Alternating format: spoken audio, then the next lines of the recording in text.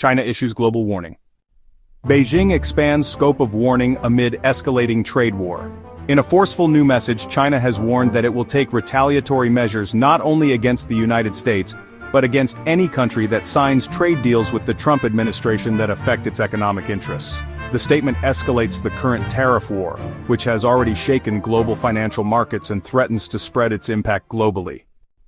The warning follows reports that the White House is pressuring foreign governments to restrict trade with China in exchange for exemptions from the new U.S. tariffs. This strategy seeks to strengthen the United States' position in the trade dispute while weakening its main economic rival.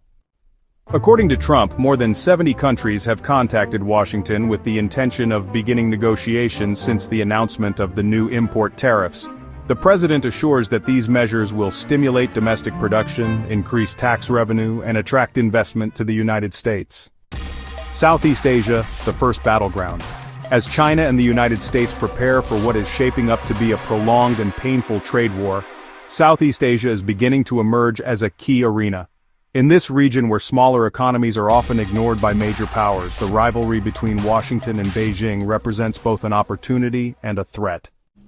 On the one hand, countries like Vietnam, Malaysia, and Indonesia could benefit from a reconfiguration of global supply chains, attracting investment that was previously destined for China.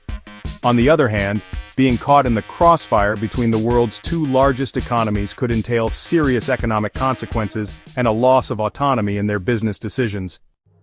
The trade war has already generated high volatility in international stock markets, and analysts do not rule out further shocks if a diplomatic solution is not reached.